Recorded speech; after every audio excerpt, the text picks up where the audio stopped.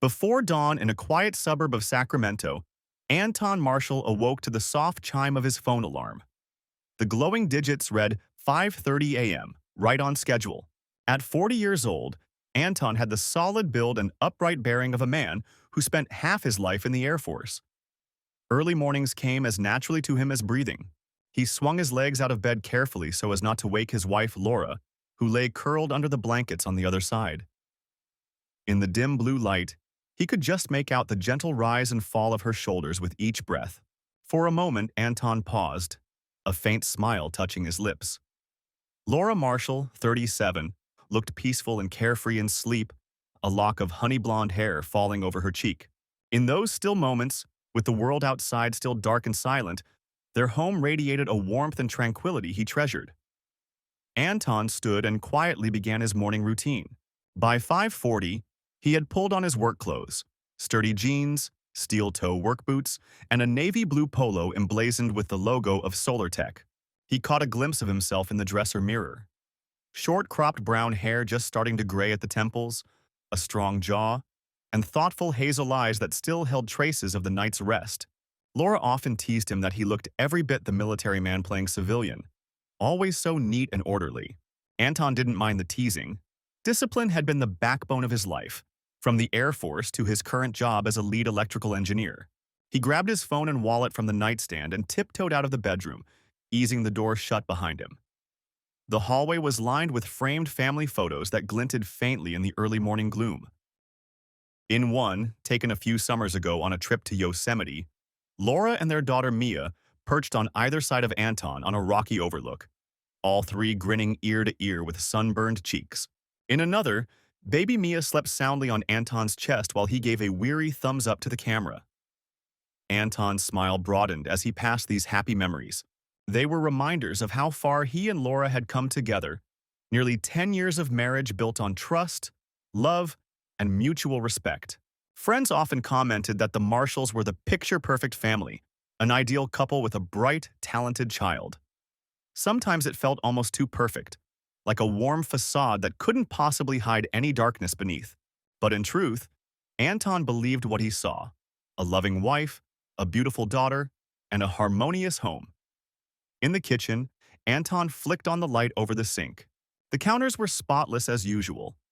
Laura had tidied up after dinner last night while he helped Mia with her math homework. It was these little acts of teamwork that made him appreciate their partnership.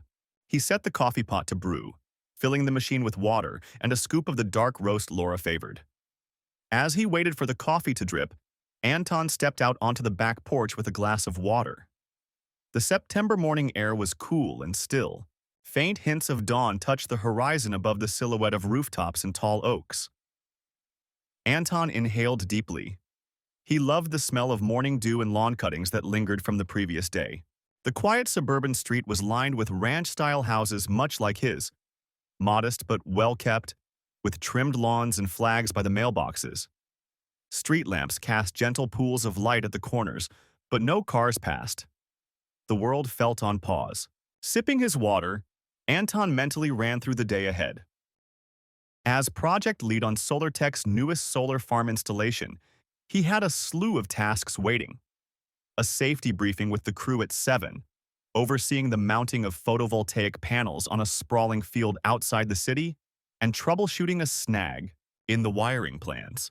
They were on a tight deadline to get the site fully operational before winter. It was challenging work, but Anton relished it. Solar energy had become his passion after leaving the military. It felt positive and forward-looking, building something for future generations, for kids like Mia, he often thought. Back inside, the coffee was ready. He poured a mug and added a dash of creamer, then prepared a second cup just the way Laura liked it. A splash of vanilla almond milk and half a teaspoon of sugar. By now it was nearing 6 a.m., and he expected to hear the patter of Mia's feet down the hall any minute. Their 9-year-old was an early riser like her dad. Sure enough, as Anton stirred the sugar into Laura's coffee, a small figure in pink pajamas appeared in the doorway, rubbing her eyes. "Daddy?" Mia mumbled, still heavy with sleep. Her dark hair was a tousled cloud around her face. She looked so much like Laura with those delicate features and bright hazel eyes. "Morning, Pumpkin," Anton replied softly. He set down the spoon and crouched to her level. Did I wake you? Or did your internal alarm clock beat mine again? Mia gave a tiny shrug and managed a sleepy smile. I smelled coffee, she said, as if that explained everything. Despite her drowsiness, Mia tiptoed across the cool tile floor and folded herself into her father's arms.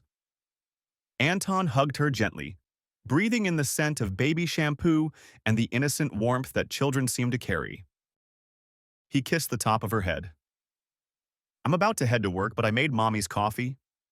Think you can be a big girl and take it to her when she wakes up? Mia nodded earnestly. I can do that. Is Mommy still sleeping?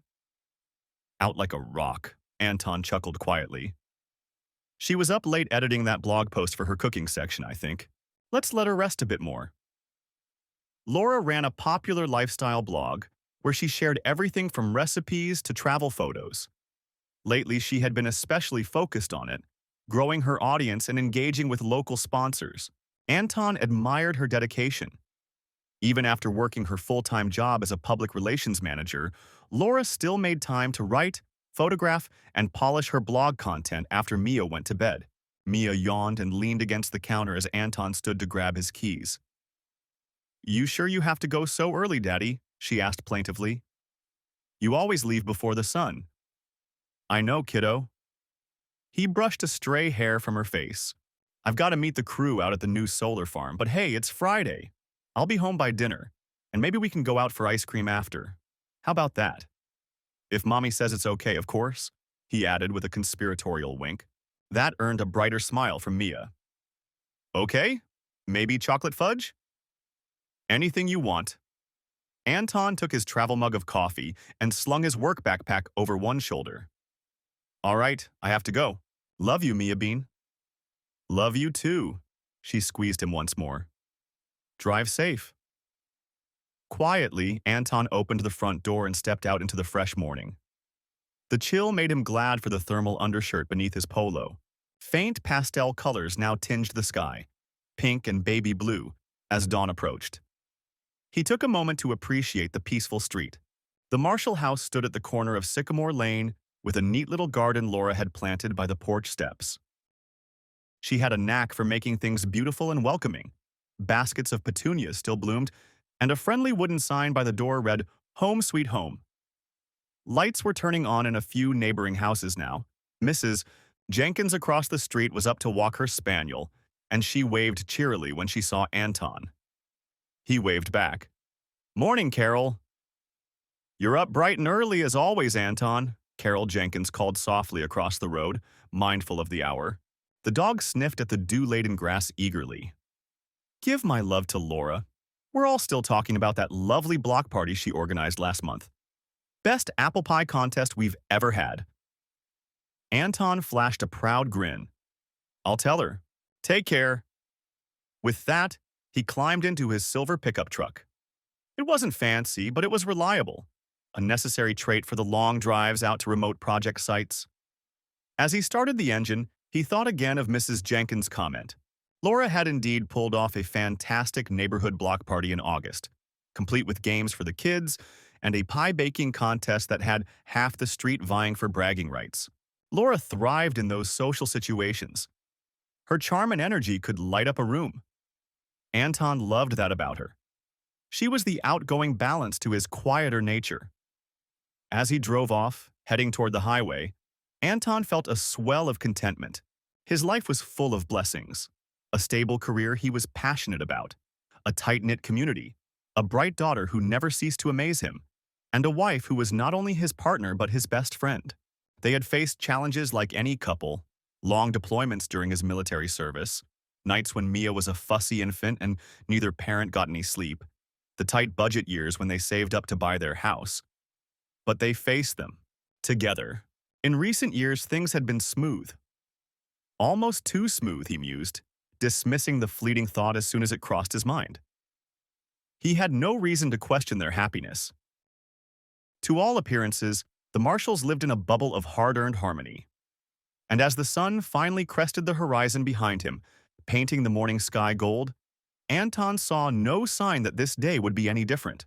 He couldn't imagine that beneath the warm facade of his perfect life, the first cracks were quietly beginning to form.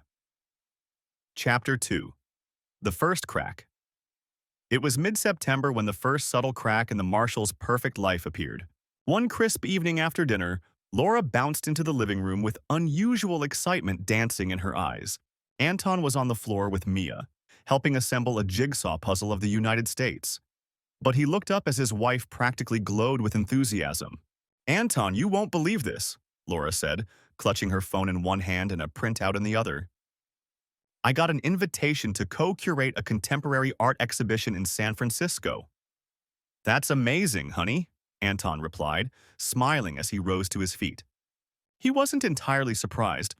Laura was well known in local PR circles for her success organizing charity art auctions and community cultural events. Still, San Francisco was a bigger stage.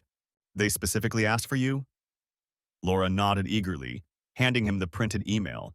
Sure enough, it was an official request from a Bay Area arts nonprofit, asking her to assist in organizing a 2-week modern art exhibition at a gallery in San Francisco.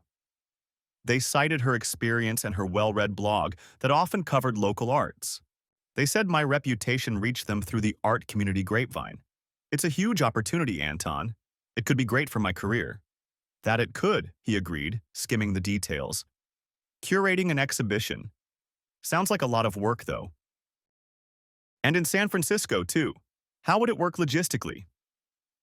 Laura tucked a strand of hair behind her ear, a sure sign she was already strategizing. "Well, I still have my job at the PR firm here, but they did say I could arrange some remote work or take a sabbatical for the duration of the project. The exhibit runs in November, but I'd need to be on site quite a bit beforehand. Maybe I'd spend a few days a week in the city, then come home on weekends, and some late nights coordinating from here." Anton pursed his lips thoughtfully.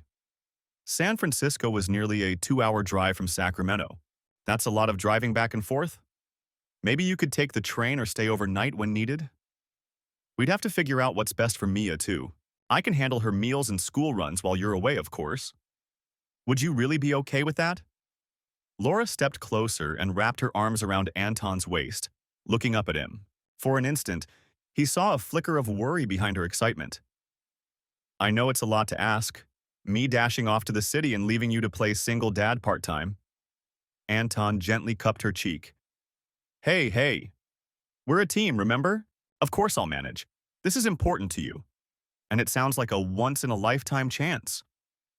He meant it sincerely. Seeing Laura this energized and hopeful made him happy. Over the years, she had supported his ambitions without question, moving from base to base during his military career, then enduring long hours when he transitioned to solar tech. Now it was his turn to support her big break. Mia popped up from the carpet, puzzle momentarily forgotten. "Mommy's going to San Francisco," she piped, clearly having caught enough of the conversation. Laura turned and crouched to meet her daughter's gaze. "Maybe just for a little while, sweet pea. Mommy has a special project there, but I'll still be home as much as I can, and Daddy will be here with you when I'm not." Mia's brow furrowed. "You mean at night too? Who's going to read me bedtime stories if you're gone?" "I will," Anton interjected with a reassuring smile. "I might not do all the voices like Mom, but I'll try my best." Laura stroked Mia's hair. "It'll only be for a few nights at a time, my love. And we'll video chat every day I'm away. Pinky promise." She held out her little finger, and Mia linked hers with it solemnly, as if sealing a most serious pact. True to her word, by the end of the month, Laura had arranged a flexible schedule to juggle her regular PR job and the new curating role. The household routine shifted in small but significant ways. Laura would spend 2 or 3 days in San Francisco, often leaving early in the morning and returning late at night, or even the next day. When she was home in Sacramento, she was frequently holed up in her home office on late-night conference calls with the gallery team or reviewing portfolios of artists. Anton adjusted without complaint. He took over more of the cooking, packed Mia's school lunches, and made sure to keep their daughter's life as normal as possible. For a while, it all seemed to work. They were busy, yes, but still in sync. On weekends when Laura was home, she made a point to be present, attending Mia's soccer games on Saturday mornings, helping with science projects, and trying to squeeze in family time. One Sunday, knowing how much Mia missed her during the week, Laura organized a girls' day outing. She and Mia spent the afternoon at the mall and watched the new Disney movie, giving Anton a chance to catch up on errands and have a rare few hours to himself. Yet as September gave way to October, Anton started noticing subtle changes in his wife's demeanor. Laura was always friendly and optimistic by nature, the kind of person who woke up humming a tune and had a laugh ready for even the smallest joke. But on the mornings after she returned from San Francisco, she seemed drained. She would sleep in later than usual, sometimes barely rising in time to see Mia off to school. Her cheery morning greetings turned into distracted grunts as she nursed a second cup of coffee. Anton attributed it to exhaustion from travel and overwork.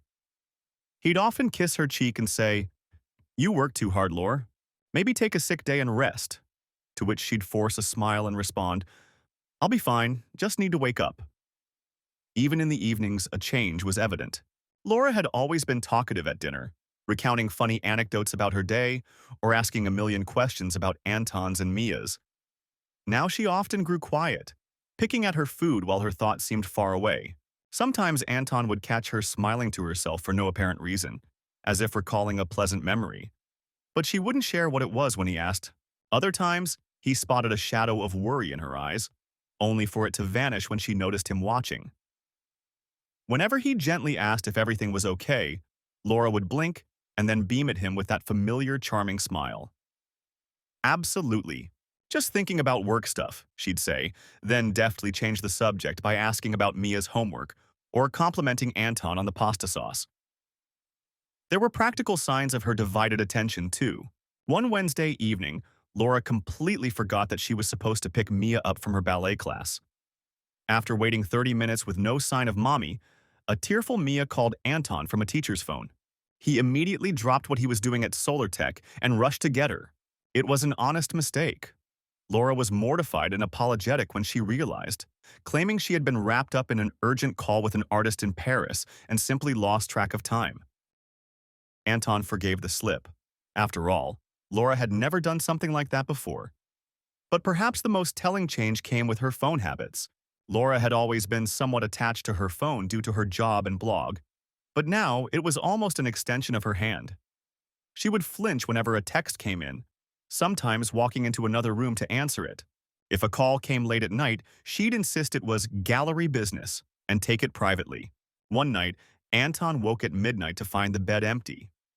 He discovered Laura downstairs on the couch, whispering into her phone with a soft, tender tone that ceased the second he asked, "Everything all right?" She jumped and hastily ended the call, claiming it was a colleague discussing a fundraising idea in a different time zone.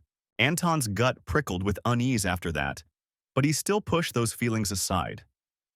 He trusted Laura, and he knew how passionate she was about making the exhibition a triumph. If she was a little secretive, it was probably because she didn't want to bore him with tedious art details or stress him with her challenges. "She's protecting me from her stress," he reasoned, "just like I try not to burden her with my work problems." As fall deepened, their interactions took on a fragile politeness. They were careful around each other, as though both sensed the other was stretched thin and didn't want to add any strain. There were no fights, no dramatic arguments, just a creeping distance that neither fully acknowledged. Then came the evening that Anton stumbled upon the entry in her calendar. It was early November, a Tuesday night. Laura had left for San Francisco that morning for what she described as final prep before the exhibit opening next week. She was due to stay overnight and come back Wednesday. After putting Mia to bed, Anton sat down at the family computer in the den to send out a few work emails and check their shared calendar. With everything so hectic, they used a synced online calendar to keep track of family commitments. Mia's school events, doctor appointments, Laura's travel days, Anton's occasional work trips to regional solar sites. As the calendar for November loaded, Anton noticed a new entry on the previous Friday that he hadn't seen before. Dinner with Dane, 9:00 p.m. Air Vintage. It was odd. He furrowed his brow, the name unfamiliar. Dane. He clicked the entry for details, but it was sparse, just the single line and a date and time. Last Friday at 9 p.m., Laura was supposed to have been in San Francisco finishing up meetings. In fact, she'd told him she might work late at the gallery and grab a quick bite with colleagues. She hadn't mentioned anyone named Dane or a formal dinner. Anton's heart thudded slowly in his chest as he stared at the name. Probably a work contact, he attempted to rationalize. Perhaps Dane was a gallery owner or a patron she was courting for a donation. But then, why not mention it? They usually told each other about people they met. And Vintage, he realized that was the name of a restaurant, a trendy upscale bistro in downtown San Francisco known for its wine selection. Laura wasn't in PR for nothing. She knew the optics of business dinners. If this were a legitimate work meeting, she likely would have framed it as such. "I have a dinner with an important donor," she would have said. But she hadn't said a word. A knot of anxiety tightened in Anton's stomach. He sat back in the swivel chair, rubbing his palms on his jeans. In that moment, an uncomfortable thought flickered through his mind. Could Laura be hiding something? Possibly even someone. He almost laughed under his breath. How absurd. Laura had never given him reason to doubt her loyalty. She despised cheaters. He remembered her cutting off a friendship with a woman in her book club who had been caught in an affair, saying, "I just can't respect someone who would do that to her family." Laura was the last person he'd imagined doing anything similar, and yet the evidence of his senses was adding up. The secretive calls and texts, the missed pickup, her distant behavior, and now this cryptic calendar entry. The pieces formed a picture he didn't want to see. Anton took a deep breath, willing himself to stay calm and rational. He knew from both his military days and engineering work that jumping to conclusions could lead to mistakes. If something was truly wrong, he needed facts, not assumptions. He clicked open a web browser and searched the name Dane, along with art and San Francisco. Within seconds, results popped up for a Dane Wilson, an art dealer and gallery consultant based in San Francisco. Anton's eyes narrowed as he scanned a short bio on a gallery's site. Dane Wilson, 45, well known in West Coast art circles for brokering high-value contemporary art deals. Frequenter of high-end exhibitions, the kind of person Laura would likely interact with in her new project. Seeing it laid out on screen made Anton's mouth go dry. This could very well be the Dane in question. He felt an urge to call Laura right then and ask about it, but something stopped him. If there was an innocent explanation, he didn't want to come off as paranoid or accusatory. If there wasn't, well, a phone confrontation might just drive any deception further underground. A steely clarity settled over Anton as he closed out of the browser. His instincts from years of handling critical missions kicked in. Gather information, verify, then act. In the Air Force, he'd learned the value of intelligence. You never went into a situation blind if you could help it. This situation, painfully personal as it was, would be no different. That night, Anton barely slept. When Laura returned the next day, cheerful and bearing gifts for Mia, a signed poster from the art exhibit and a new book from a famous illustrator, Anton acted as normal as he could. He hugged his wife, listened to her animated recap of final preparations, and even managed to smile when she joked about nearly falling off a ladder while adjusting a spotlight at the gallery. But inside, a resolve had formed. As soon as he found a private moment, Anton made a discreet call to an investigator he knew fellow veterans had used for sensitive matters. Without going into too many personal details over the phone, he arranged a meeting for the following day. If there were more to this Dane situation, Anton wanted the truth, the whole of it, before confronting Laura. He hung up the phone, his mind settled on a difficult path. The first crack had appeared in the warm facade of his life, and Anton Marshall was determined to find out exactly what lay beneath. Chapter 3: Steps on the Path. 2 days later, Anton sat in a back booth of Ruby's Diner, a small 24-hour cafe on the outskirts of town, waiting with a taut stomach and a cup of untouched coffee. It was mid-morning, and the place was nearly empty save for a couple of truckers at the counter. Anton had chosen this spot for privacy. It was unlikely anyone from his neighborhood or work would drop in. The smell of frying bacon hung in the air, but his appetite had vanished ever since he made that call to the private investigator. He glanced at his watch for the third time in as many minutes. 10:27 a.m. The PI, Sam Harlan, had promised to meet him at 10:30 with an update. Anton's knee jiggled under the Formica table. He wasn't used to feeling nervous. In the military, he'd learned to clamp down on anxiety and replace it with focus.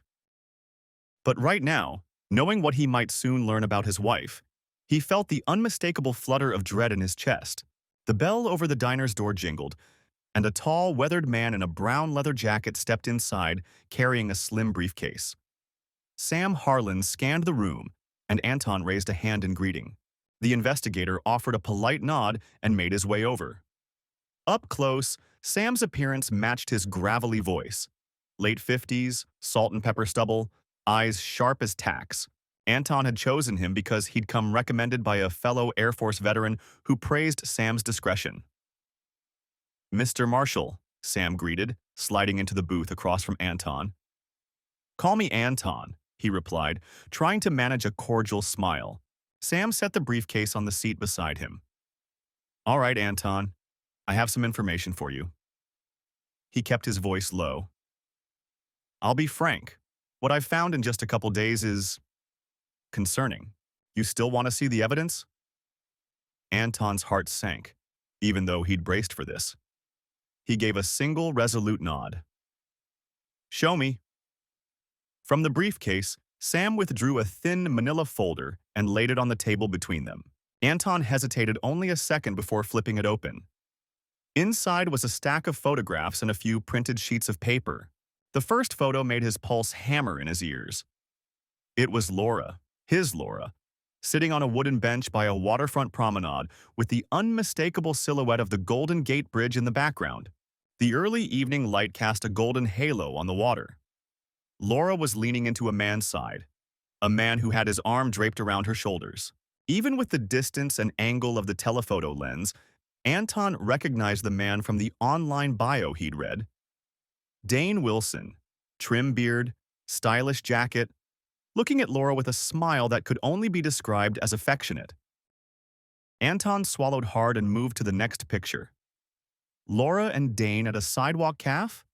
Table, coffee cups, and a shared slice of cake before them. Her hand was resting on his forearm as they laughed about something.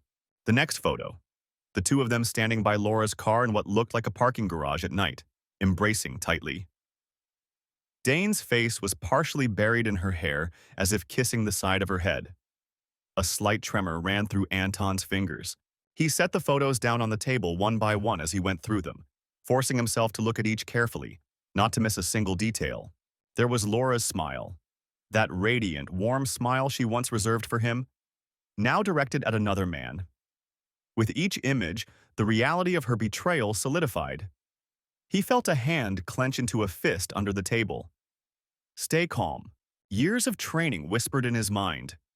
Assess the intel objectively.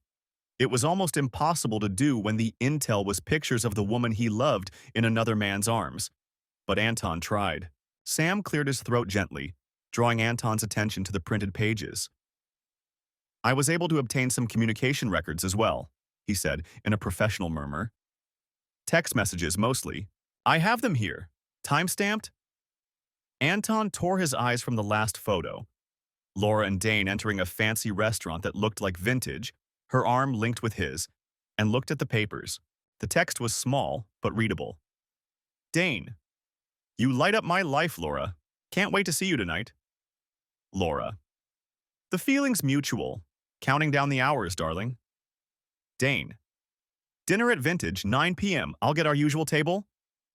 Laura, "Perfect. I'll pretend it's a work meeting in my calendar.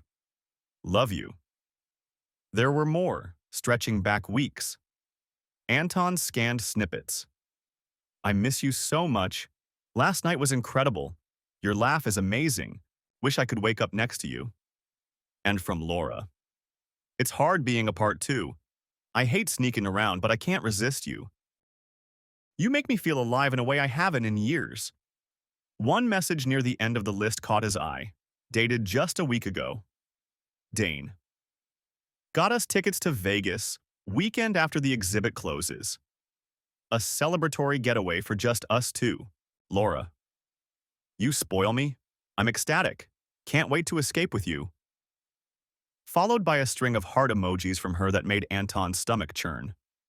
Anton felt as if the linoleum floor had tilted under him. The words swam on the page as a wave of nausea and anger rolled through his gut. He had to steel himself not to rip the paper in half right there. His worst fears were not only confirmed, the reality was even uglier than he'd imagined. This wasn't a one-time lapse or a harmless flirtation. It was a full-blown affair complete with whispered endearments and plans for a romantic vacation. Love you, she had said. The ultimate betrayal lay bare in black and white. Sam watched him carefully. I'm sorry, he offered quietly. I know this is hard to see. Anton realized he had been silent for a long time, jaw clenched so tight it ached. He released a slow breath and nodded. Thank you for getting this, Sam. It's what I needed to know. The investigator gave a sympathetic tilt of his head. There's more. I did some background on Mr. Wilson. He's an art dealer, divorced, no kids, known to get friendly with the artists and curators he works with. This wouldn't be the first time he's been involved in a situation like this. A bitter taste flooded Anton's mouth. So Dane was a serial charmer, likely preying on married women or at least flirting around in the art scene. And Laura, she had fallen right into it. I have copies of everything for you, Sam said, slipping the photos and papers back into the folder and then handing the folder to Anton. Digital copies too, in case you need them for, well, any legal proceedings or whatnot? Anton took the folder and slid it into his own messenger bag, his movements measured and deliberate. He felt oddly calm on the outside, even as a storm of emotions raged within. I appreciate your thoroughness, he managed to say steadily. Your fee will be transferred by the end of the day, as we discussed. Sam held up a hand. No rush. And Anton, I don't usually give personal advice, but I know you've got a child to think about. Whatever you plan to do, just be careful how it impacts her, all right? The mention of Mia was like a jolt to Anton's system. Mia, their innocent little girl, who adored her mother and father both. How would she even begin to understand something like this? The thought of Mia hurt or sad because of Laura's actions sharpened Anton's resolve. I'll protect my daughter. Don't worry about that, he said, voice firm. She won't become collateral damage. Sam offered a small, sad smile. Good. Well, I wish you luck, Anton. If you need anything else, surveillance, more documentation, you have my number. They shook hands, and after Sam departed, Anton remained in the booth for a few minutes, staring blankly at the checkered diner floor. His coffee was stone cold. Mechanically, he took a sip and winced at the bitterness. He wasn't sure what emotion to feel first. Betrayal hurt like a knife to the gut, but there was also humiliation. How long had their friends or neighbors been fooled too? And anger. Deep, smoldering anger at Laura, at Dane, at the entire situation. Yet overriding all of it was a surprising sense of clarity. The shock had crystallized into a cold, almost clinical resolve. It was the same sort of mental gear shift he had experienced in crisis situations in the military. When something went wrong, you didn't panic. You made a plan. Anton pulled out a small notebook from his bag, the same one he used to jot work notes or reminders, and flipped to a fresh page. At the top, he wrote one word in neat block letters: plan. Under it, he started listing immediate objectives. Secure evidence. He underlined this. The photos and messages were his proof. He would store digital copies on a flash drive and keep the originals hidden at work where Laura couldn't stumble on them. Consult lawyer. Though every fiber of his being recoiled at the thought of divorce, he had to be realistic. She had broken their vows. Anton wasn't sure if he could ever forgive this. He needed to know his rights regarding custody of Mia and division of assets, especially now that he had hard evidence of Laura's infidelity. Confront Laura. Timing? This part he wrote and circled, then tapped his pen on the paper. A confrontation was inevitable, but it needed to be on his terms, with the advantage in his court. He would not confront her in a rage. He'd do it calmly when she least expected it, and in a way that underscored the gravity of what she'd done. Anton realized his hand was shaking slightly as he scribbled. He set down the pen and flexed his fingers. In his mind, he already envisioned how it might play out. He would present her with the undeniable evidence of her lies. He imagined her face going pale, excuses tumbling from her lips, maybe tears. The thought was almost too painful to bear, even as anger propelled him forward. But he wouldn't shout or scream. No, that wasn't his style. Justice. That was what he wanted now. Fair consequences for the betrayal that had unraveled their family's life. As he rose to leave the diner, Anton tossed a few bills on the table for the untouched coffee. His movements were cool and composed, a soldier following orders. Except the orders were coming from within. Operation Protect Mia. Operation Expose the Cheaters. Operation Take My Life Back. Call it whatever he would later, it was underway. He stepped out into the California sun, which now seemed harsh and glaring. There was a chill in the mid-November breeze, but Anton didn't feel it. All he felt was the cold determination guiding his every step. Gather the evidence. Plan the confrontation. Prepare for the fallout. He was a man on a mission now, and nothing, not the heartbreak, not the anger, would stop him from seeing it through. Chapter 4. Cold Verdict. Friday arrived, crisp and clear, with no outward sign of the turmoil brewing beneath the Marshall household's roof. That evening, the family sat down to dinner together for the first time in what felt like ages. Laura had insisted on cooking as a gesture of normalcy. Her famous homemade chicken pot pie, filling the kitchen with the comforting aroma of butter and thyme. At the dining table, under the warm glow of the overhead light, they almost resembled the happy family they had always been. Almost. Anton's heart thudded dully as he took his seat. The evidence folder was tucked away in his home office upstairs. Its contents burned in his mind. He hadn't confronted Laura immediately upon obtaining proof of her affair. Instead, he'd spent the past couple of days maintaining an icy civility, planning this very moment. He chose tonight for a reason. Mia was home, no distractions, no visitors. Part of him felt guilty for what his daughter was about to witness, but another part, a colder part, wanted Laura to face the consequences in the starkest way. There would be no escaping the truth when it was laid out in front of their child. "Daddy, can you pass the carrots?" Mia's sweet voice cut through Anton's grim thoughts. He blinked and managed a small smile, handing the bowl of glazed carrots across the table. "Here you go, sweetie." Mia eagerly spooned some onto her plate. She was in high spirits. Earlier that day, the cast list for the 4th grade winter play had been posted, and Mia had been chosen for a speaking role. She had been chattering about it all through setting the table. Laura served slices of pie onto plates and glanced at her daughter with a bright, if slightly forced smile. "So, Mia, tell Daddy what you told me. What's the play about again?" "It's about the gold rush," Mia exclaimed, nearly bouncing in her seat. "I'm going to play a shopkeeper in a mining town. I have 3 lines, Mom. I get to say, step right up and get your equipment. Don't head to the hills without a pickaxe." She mimicked a boastful tone that made both her parents chuckle softly. Anton tried to focus on Mia's joy to act natural. He nodded approvingly. "That's my girl. Already a budding actress.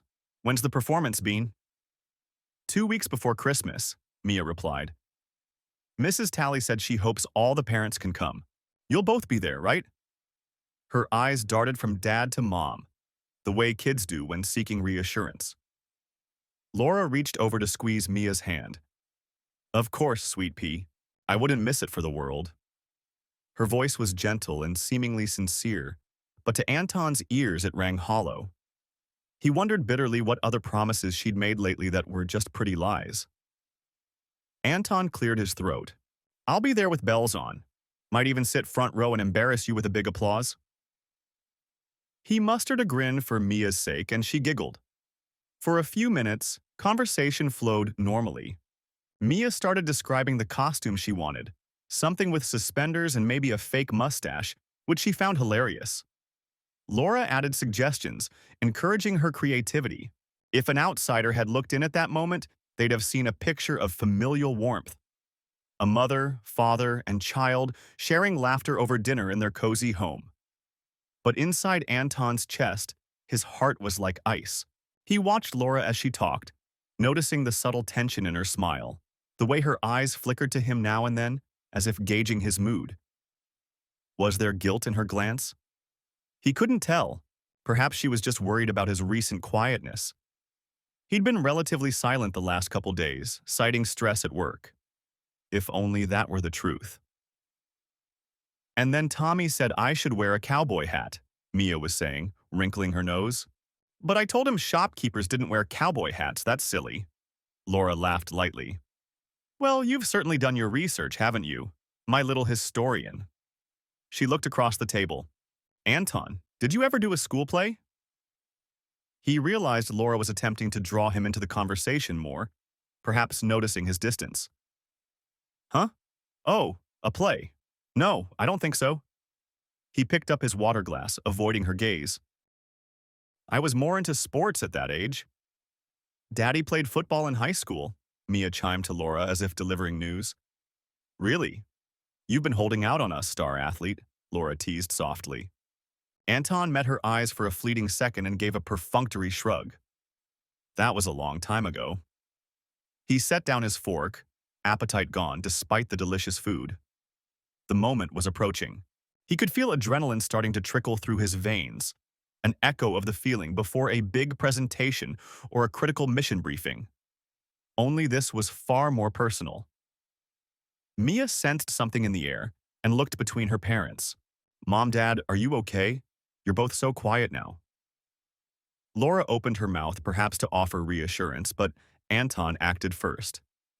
He pushed his chair back and stood up slowly. The wooden legs scraping on the floor sounded unnaturally loud. Both Laura and Mia looked up in surprise. Anton, Laura asked, half rising from her seat as well, an instinct of concern flashing across her features. What's wrong? Anton didn't immediately answer. His hand slipped into his pocket and withdrew his smartphone. With a few taps, he pulled up an album of photos, the very ones Sam had given him, now loaded onto his device. He turned the phone screen toward Laura and, with a controlled motion, set it down in the center of the dinner table. Take a look, he said, voice low and steady. Laura's brow creased in confusion. She glanced at the phone. On it was a clear photo of her and Dane locked in that embrace in the parking garage, illuminated by the car's headlights. Her face froze, eyes widening as if she couldn't believe what she saw. Blood drained from her cheeks. Across from her, Mia leaned forward innocently, trying to see what had suddenly made both her parents turn to stone. Anton immediately realized his daughter was about to see something she shouldn't. He gently put a hand on Mia's shoulder, stopping her. Mia, sweetie, why don't you go to your room for a minute, he said quietly, his eyes not leaving Laura. Mia looked bewildered. But, now please, Anton urged, softer but firm. He needed to spare her the details, at least for tonight. Laura finally reacted, snatching up the phone with trembling hands.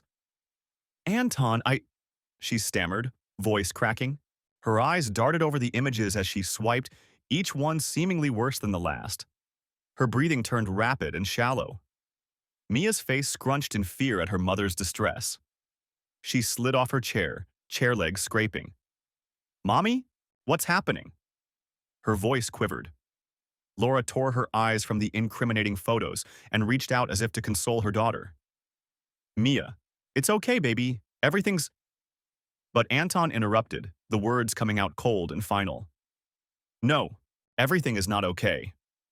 He inhaled sharply, trying to steady the fury and pain lacing his tone. He looked at Mia, softening it just a fraction. Pumpkin, I need you to go upstairs, right now. It's grown-up talk time. 9 years old was old enough to sense when something was very wrong. Tears sprang to Mia's eyes at the harshness in her father's voice, something she had never heard directed at her before. Without another word, she turned and fled the dining room, her socked feet thudding up the staircase. Anton, please, Laura began as soon as Mia was out of sight. She stood fully now, coming around the table toward him, the phone clutched in her hand like evidence of a crime.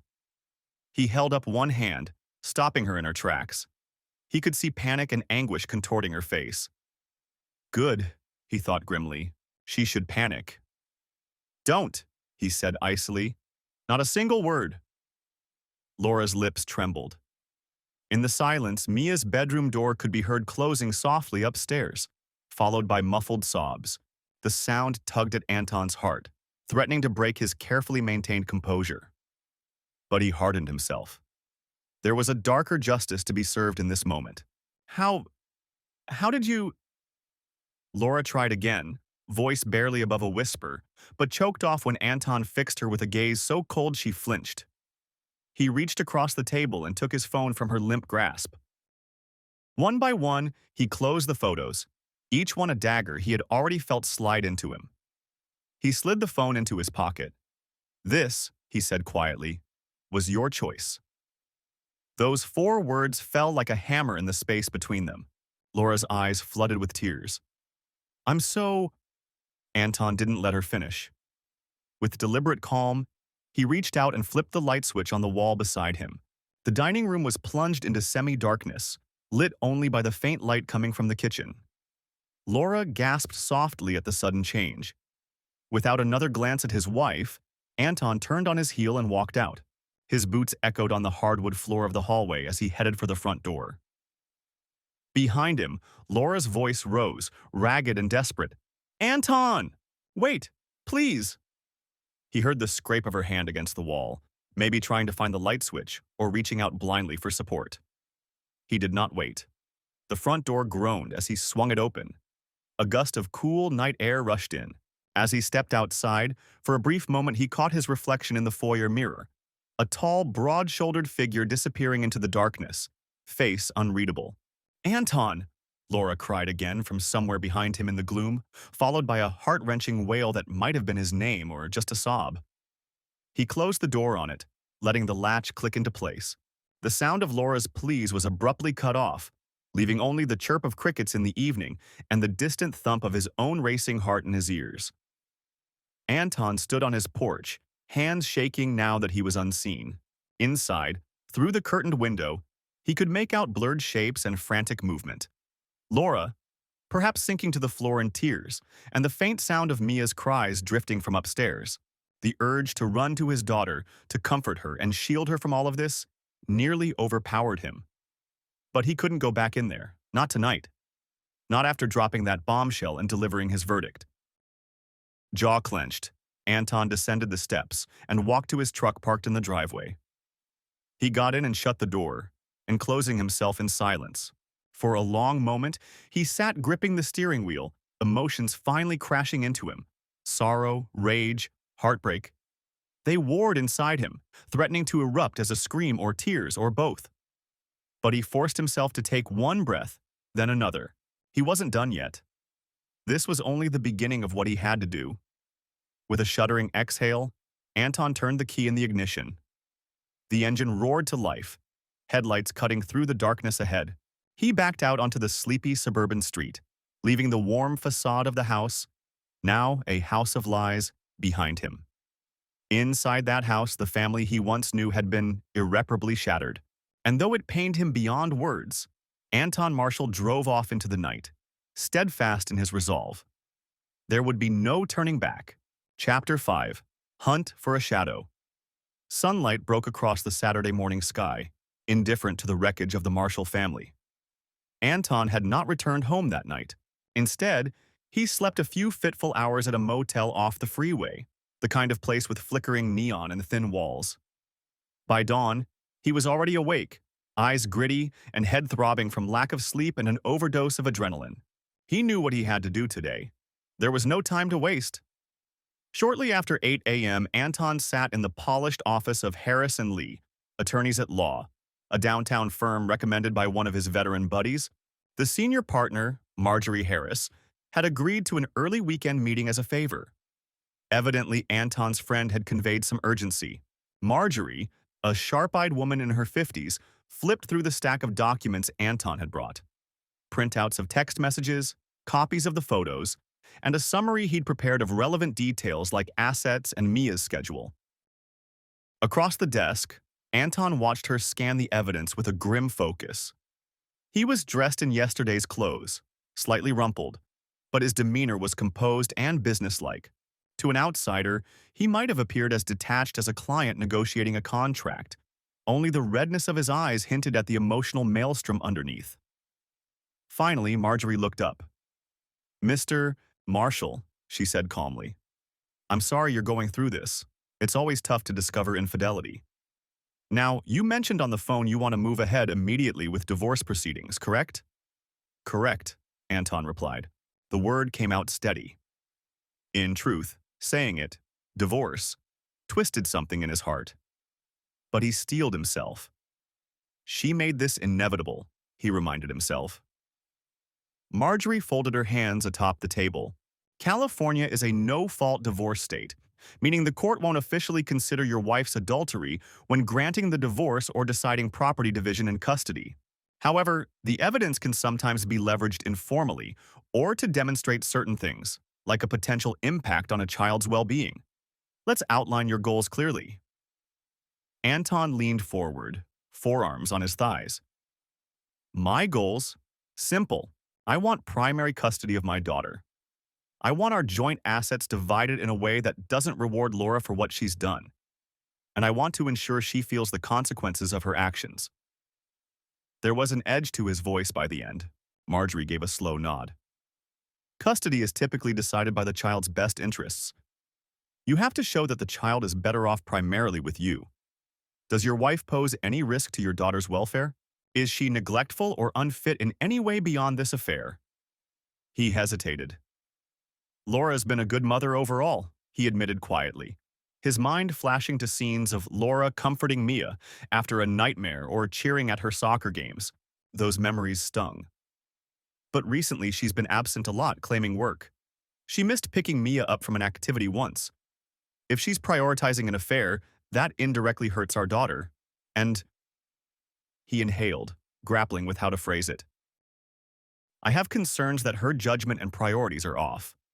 I'm not sure I trust her, and I need to protect Mia from further instability. Marjorie made a note. We can certainly emphasize that you've been the stable parent during her lengthy work trips and that you can provide a consistent environment. We might request a temporary custody hearing soon, given the circumstances. Good, Anton said, jaw tightening. He imagined Laura waking up alone in the house that morning, perhaps expecting him to return to talk. Instead, she would soon be served with legal papers hitting her like a freight train. On assets, the lawyer continued, you have a home, 2 cars, some savings, and retirement funds, correct? Community property laws would normally split everything 50-50. Anton shook his head. I'm not interested in dragging this out over money. Sell the house, split the proceeds equally if we must. I just want it done quickly. The only thing is, one of the cars, the Audi Q5, is in my name. I bought it for Laura last year. It's financed. I already contacted the dealership this morning to revoke her authorization on it.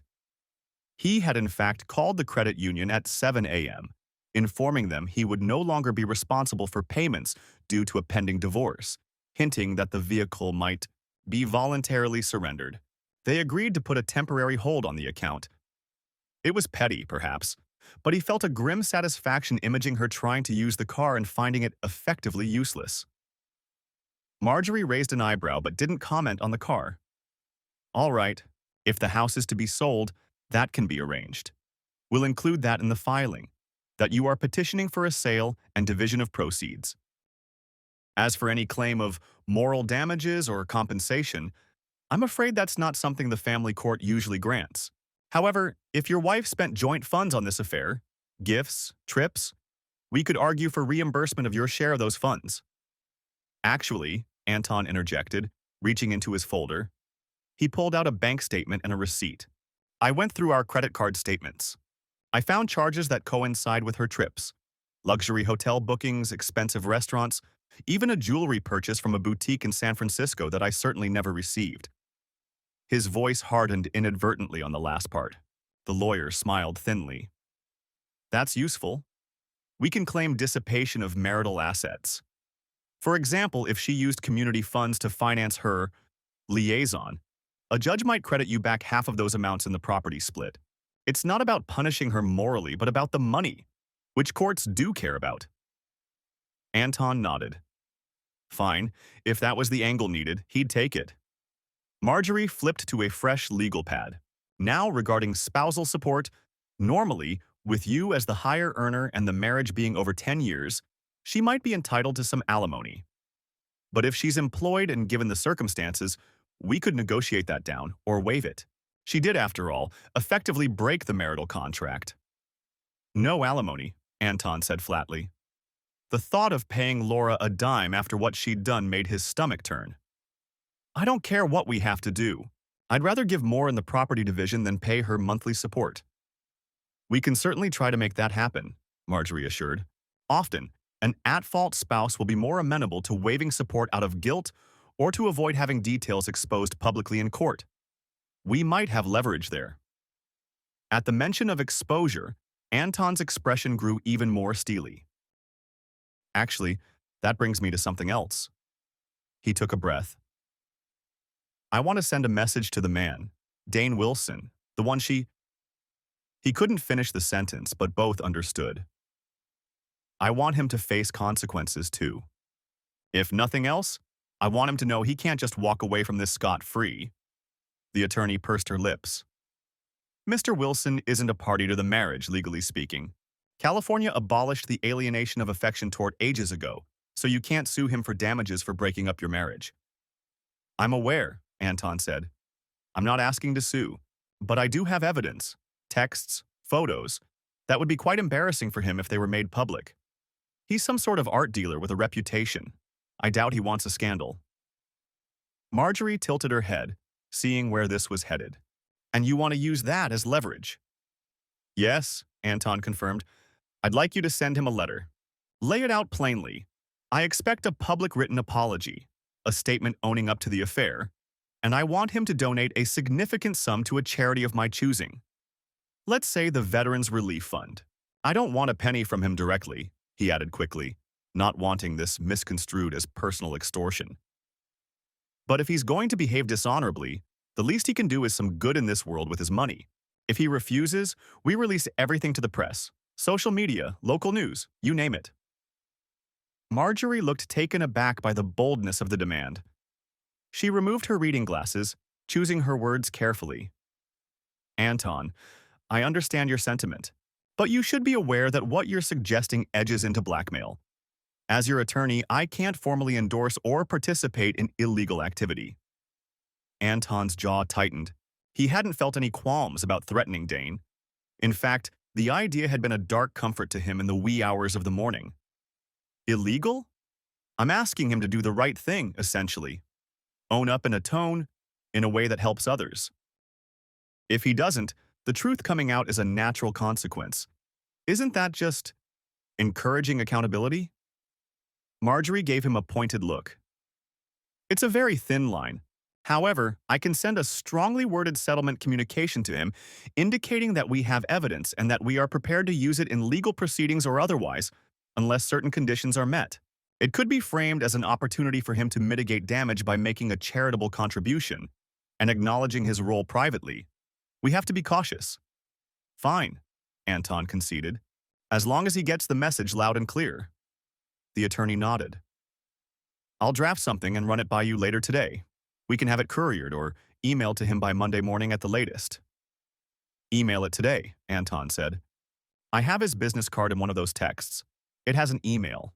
He'll see it sooner. I'll do that. Marjorie made another note. By the time Anton left the law office, he had reviewed and signed a stack of documents. The divorce petition, the motion for custody, and various financial disclosures. The wheels were officially in motion. Marjorie would arrange for Laura to be served with the papers within a couple of days, but Anton insisted on giving Laura immediate notice via email as well. He wanted her to know, unmistakably, that he wasn't turning back. At 10 a.m., Laura Marshall sat at the kitchen table back home, a cold cup of tea untouched by her elbow. Her eyes were red and puffy from the night before. After Anton had left, She had spent half the night in Mia's room, cradling and consoling their confused, heartbroken child until exhaustion finally put Mia to sleep. The other half of the night, Laura spent in a state of numb panic, pacing the living room, crying into a pillow so as not to wake Mia again, and sending text after text to Anton that went unanswered. "Please, can we talk? Anton, I'm sorry. I know I hurt you. Please come home. We need to talk. I'll do anything, just please." He hadn't responded to a single one. By morning, Laura was running on nerves and regret. She had no idea where her husband was or what he planned to do. Every scenario she imagined was bad. Would he take Mia away? Would he expose her affair to everyone? The uncertainty was agony. When her phone buzzed with an email notification, Laura snatched it up, hoping against hope it was from Anton. As she opened the email, her heart plummeted. It was from a law firm. With trembling fingers, she read the message. "Dear Mrs. Marshall, Re. Anton Marshall, Laura Marshall, please find attached the initial filings for divorce, case number, on behalf of our client, Mr. Anton Marshall. Included are a petition for dissolution of marriage citing irreconcilable differences, a proposed parenting plan awarding primary physical custody of the minor child to Mr. Marshall, and a petition for sale of marital residence and equitable distribution of assets. Additionally, be advised that the vehicle, Audi Q5, currently in your possession is legally titled to Mr. Marshall, who has decided to terminate your permissive use of said vehicle, effective immediately. Arrangements should be made to return the vehicle to the finance company or Mr. Marshall's designated agent. You or your counsel may contact our office to discuss the proceedings. Sincerely, Harris and Lee Law Offices." Laura's vision blurred as she read the words. Divorce, custody to him, sell the house, even the car. He was taking everything. She fumbled with her phone to open the attached documents, skimming through legal jargon that confirmed her worst fears. A sob rose in her throat. This was really happening. Overnight, her husband had moved to obliterate their life together. No, no, no, she muttered to herself, fingers clutching her temples. She felt dizzy. She had expected fury from Anton. She had expected him to leave, but the cold, methodical thoroughness of this retaliation was beyond anything she imagined. It was as if the loving man she knew had transformed into an avenging stranger. Upstairs, she heard Mia stirring. Laura quickly wiped her eyes. Mia didn't know about the divorce yet. All she knew was that her daddy and mommy had a terrible fight and daddy didn't come home. Laura wasn't even sure how to begin explaining, especially now that Anton clearly intended to seek full custody. The thought of losing her daughter made Laura's stomach twist painfully. She had to talk to Anton, somehow reason with him, beg if needed. He couldn't just cut her out and take Mia. She wouldn't survive it. She tried calling him again, straight to voicemail. He had likely silenced or turned off his phone. In despair, Laura left another message, voice shaking. Anton, I got the papers. Please, please, can we at least discuss this? I know I hurt you, but don't do this to Mia. She needs both of us. I'm begging you to talk to me. I'm so sorry. I'll do whatever it takes. Her voice broke into a sob. I love you. I never stopped. I'm sorry. She realized she was babbling and hung up, unsure if he'd ever bother listening to the message. Not 5 minutes later, another call came in. Not from Anton, but from Dane. Laura's heart pounded. She hadn't spoken to Dane since 2 days ago in San Francisco, when they parted with a kiss and plans to see each other soon. He must not know what had happened yet. Or did he? She almost didn't want to answer, but she steeled herself and picked up. Hello? Her voice was hoarse from crying. Laura? Dane's voice was urgent, low. I just got an email. From some lawyer representing your husband. What the hell is this? Laura swallowed. Dane, Anton found out. He found out about us. Her voice quivered. There was a heavy pause. Clearly, Dane said bitterly, the email says I'm expected to, quote, Publicly acknowledge the affair and donate $50,000 to some veterans charity, or else he'll release evidence to the media. Is this a joke? Are you behind this? God, no, Laura protested, fresh tears forming. I had no idea he would do that. He confronted me last night. It was horrible. I think he hired a PI. He has pictures, our messages, everything, Dane. She cringed with shame as she said it. Dane cursed under his breath. This is insane. He's blackmailing me. I could have him arrested for this. Laura closed her eyes, pressing the phone to her ear. Please, Dane, don't escalate it. He's out for blood. He's divorcing me. He wants to ruin me, ruin us. Us? Dane echoed with a harsh laugh. Laura, there is no more us if your husband is going to be on a vendetta. I have my career to consider. You know the kind of clients I deal with. They don't want scandal. If this gets out, I'm done in certain circles. The words hit Laura like a slap. What? What are you saying? She whispered. I'm saying, Dane huffed, I can't see you anymore, not under these circumstances. Jesus, I wish you'd handled your home situation before dragging me into this mess. It felt unfair to Laura. He had pursued her as much as she him, and he knew she was married. But she was in no position to argue. Panic set in. Are you just going to let him bully you? Maybe we should go public on our terms. No, Dane snapped. I'm not about to hold a press conference to confess I slept with a married woman. That would be social suicide. The donation, fine. That's just money. I can do that to shut him up. But I won't make any public statements. He can threaten all he wants. If he leaks anything, I'll deny it and claim those images are doctored or something. I have lawyers, too. Laura's stomach churned. The man she'd fallen for, who had seemed so tender and supportive during their secret romance, was now in pure self-preservation mode. She felt a wave of loneliness. Dane. I'm scared, she admitted softly. I'm losing my family, my daughter, and now you. He sighed on the other end. I'm sorry it turned out like this. I really am. But I have to protect myself. Look, I'll pay the donation so he hopefully backs off. But it's best we don't communicate for a while, at least until things cool down. Tears spilled down Laura's cheeks anew. She understood. In the span of 24 hours, her entire life had imploded. Her husband had cast her out, her lover was receding into the shadows to save his own skin, and her daughter's future with her was in jeopardy. She was utterly alone in the disaster she'd created. I understand, she whispered. Goodbye, Dane. He paused. Take care, Laura. Then the line went dead. Laura set the phone down with a trembling hand. The silence in the house pressed on her. Upstairs, she heard Mia playing quietly, maybe with the new art set Laura had bought her from San Francisco, oblivious for now to the full magnitude of what was happening. Laura buried her face in her hands and wept silently. In a single morning, she had lost almost everything that mattered. The man she married, the man she thought she loved on the side, and possibly soon her child, her home, her reputation. The realization was overwhelming, crushing her chest with regret and despair.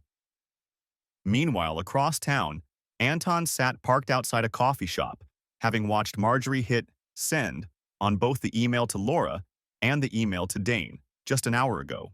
He pictured Laura's face as she read the divorce filing and instructions to vacate their life together.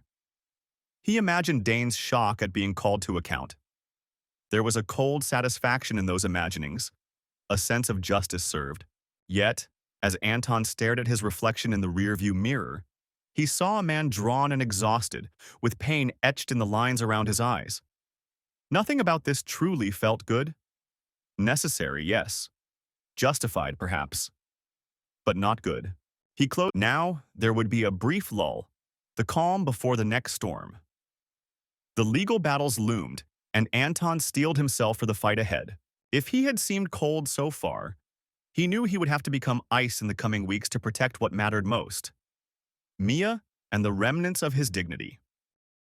As he started the engine to drive away, Anton allowed himself one last thought of Laura. a fleeting memory of her laughter on a sunny day before all this. He swatted it away like an annoying fly. That woman was a stranger now. All that mattered was the road ahead, and he was determined to navigate it relentlessly, no matter the cost. Chapter 6. Court and Retribution. The fluorescent lights of Department 12 in the Sacramento County Family Court cast a stark glow on everything below, illuminating the somber finale of Anton and Laura's marriage. It was a chilly morning in early spring when both parties appeared for the final divorce hearing. The room was modest, just a judge's bench, 2 tables for the attorneys, and rows of wooden pews half filled with a smattering of curious onlookers and a couple of local reporters. Word of the case had quietly spread through certain circles, likely due to the whispers in the art community and Anton's own subtle seeding of the story among colleagues. There were no TV cameras or salacious headlines, just a quiet buzz that something dramatic was about to conclude here. Anton sat upright at the petitioner's table, his lawyer Marjorie at his side. He wore his Air Force dress uniform, navy blue with crisp creases, adorned only by a few ribbon bars and his pilot's wings pin, the honors of his service. It wasn't required attire, but he'd chosen it deliberately, both as a statement of who he was and as a source of personal strength. He felt the weight of the uniform's fabric and stood a little straighter, shoulders squared and chin raised. His expression was calm and resolute. Every so often, he glanced back to the gallery where his mother, who had flown in from Arizona for moral support, gave him a reassuring nod. In the bench behind him also sat 2 colleagues from Solar Tech, and unexpectedly, Carol Jenkins, their elderly neighbor. Carol pressed her palms together in a sympathetic gesture when Anton's eyes met hers. It seemed even neighbors had picked up pieces of the gossip by now. At the respondents' table, Laura looked small and pale. She wore a conservative gray dress and minimal makeup that couldn't fully hide how exhausted she was. In the months since the affair had exploded, she had lost weight, and the sparkle in her eyes had been replaced by a dull sadness. Her attorney, a competent but impersonal man from a local firm, shuffled papers beside her.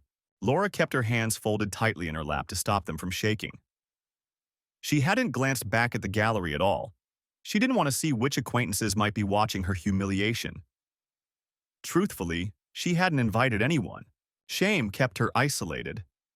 The only person she longed to see was Mia, but they'd agreed Mia should be in school, shielded from the ugliness of the courtroom. Judge Robert McAllister presided, a silver-haired man in his 60s with a deep voice that brooked no nonsense. His biography was known to the attorneys. A retired Army colonel turned judge. When he entered the courtroom in his black robe, everyone rose, and Anton could have sworn the judge gave the faintest nod of recognition upon noting Anton's uniform. Military men shared a certain silent camaraderie. "Be seated," Judge McAllister said. He scanned the case file before him. "This is Marshall versus Marshall. We're here to address custody, property division, and support, as I understand it. I've reviewed the filings and declarations." He peered over his spectacles at the 2 parties. His gaze lingered an extra second on Laura, whose eyes were downcast. Marjorie Harris rose first. "Your Honor, I represent the petitioner, Mr. Anton Marshall." Laura's lawyer introduced himself similarly. The judge then said, "Let's proceed. Mrs. Harris, since your client is the petitioner, you have the floor." Marjorie cleared her throat and stepped to the podium. "Thank you, Your Honor. This is, at its heart, a case about breach of trust in the best interests of a 9-year-old child, Mia Marshall. Over the course of the last year, Mrs. Laura Marshall engaged in an extramarital affair that has had significant ramifications on her family. While California is a no-fault state, the fallout from Mrs. Marshall's actions directly impacts her fitness as the primary custodial parent and has financial implications for the community estate. As she spoke, she clicked a remote tied to a screen set up to the side. An image appeared. One of the photos of Laura and Dane sitting intimately at the cafe. A murmur passed through the small audience. Laura felt her stomach twist. Seeing it displayed so publicly made her flush with humiliation. She bit her lip hard. Marjorie continued, "This photo, and others we have submitted into evidence show Mrs. Marshall and Mr. Dane Wilson, her paramour, during occasions when Mrs. Marshall was supposedly traveling for work. On multiple nights, she left the minor child in the care of others or under minimal supervision so she could pursue this affair. Laura's attorney jumped up. Objection. Relevance. The affair itself is not at issue in terms of property, and as for custody, we need to focus on actual parenting ability, not moral judgments. Judge McAllister held up a hand. I'll allow a bit of leeway. Go on, Mrs. Harris, but tie it to the custody matter. Yes, Your Honor, Marjorie nodded. We are establishing that Mrs. Marshall's priorities shifted away from her child during this period. For instance, Exhibit 14. Another click showed a copy of an email chain. Is an email from Mia's ballet instructor noting that on October 14th, Mrs. Marshall failed to pick her daughter up after practice, and Mr. Marshall had to be contacted. Mrs. Marshall was at that time at a hotel with Mr. Wilson, as evidenced by credit card receipts from the Fairmont Hotel, Exhibit 8. Anton kept his eyes on his hands as the evidence was laid out. He had insisted on not shying away from any of it, painful as it was because he wanted the record clear. Laura's head bowed lower with each revelation. She felt sick. She hadn't known Anton had documented even the ballet class incident with such precision.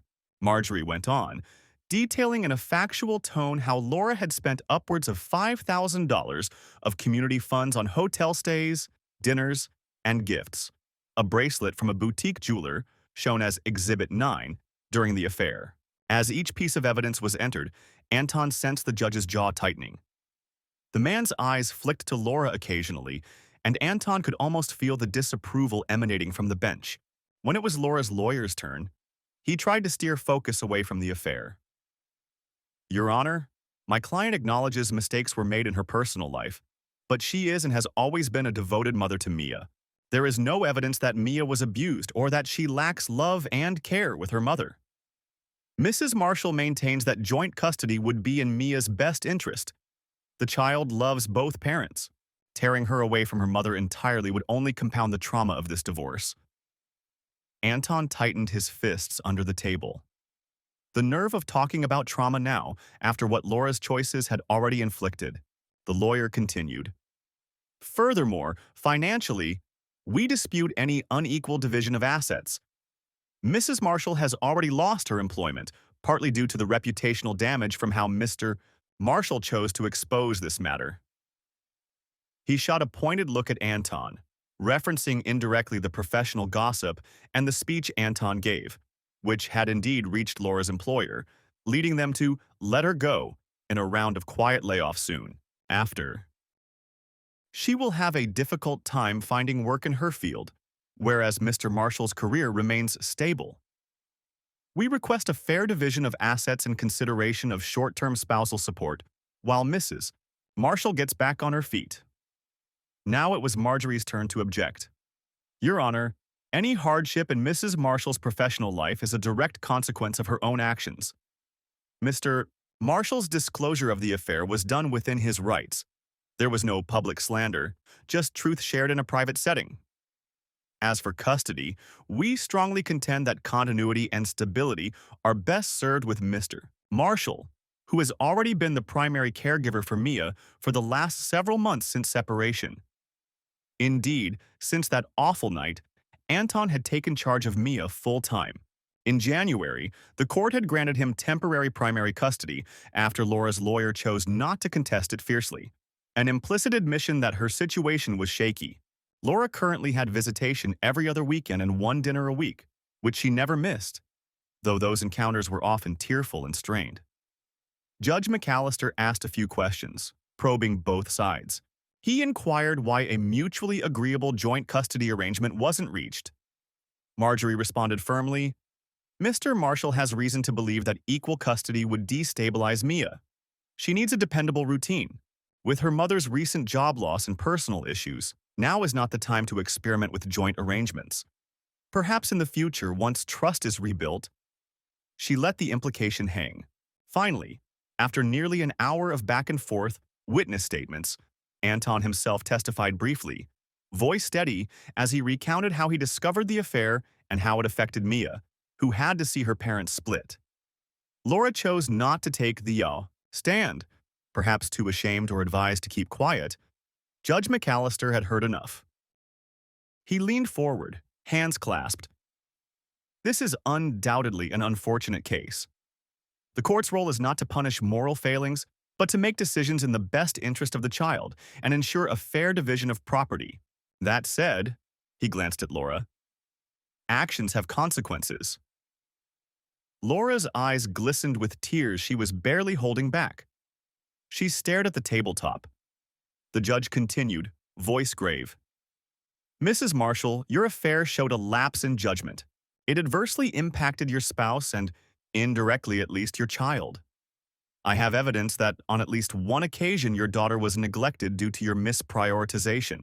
While the court doesn't rule on adultery, it does rule on parenting capabilities and the stability of the child's environment.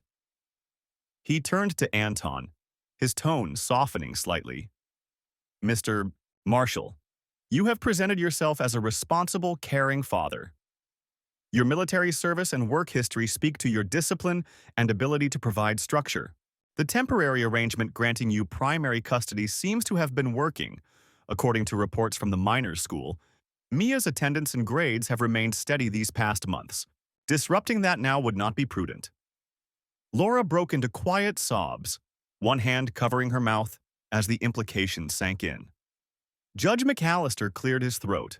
Therefore, this court awards sole physical custody of the minor, Mia Marshall, to the father, Mr. Anton Marshall, with reasonable visitation for the mother as previously outlined, alternating weekends and one midweek evening to be supervised initially by mutual agreement. He paused to allow the stenographer to catch up. The gavel had not fallen yet. He moved on to property and support. Regarding property division, the marital home is to be sold, with proceeds split equally after paying off any mortgage. Each party will retain their own retirement accounts. The joint savings, already divided per the temporary order, remain with Mr. Marshall having used a portion to secure new housing for the child. That is approved as equitable given the circumstances. Now, about spousal support. Mrs. Marshall is currently unemployed. However, evidence shows she was the cause of the marital breakdown, and also that she has qualifications and experience to regain employment. Mr. Marshall's counsel suggests she dissipated marital funds. I find that approximately $5,000 was spent on non-marital purposes.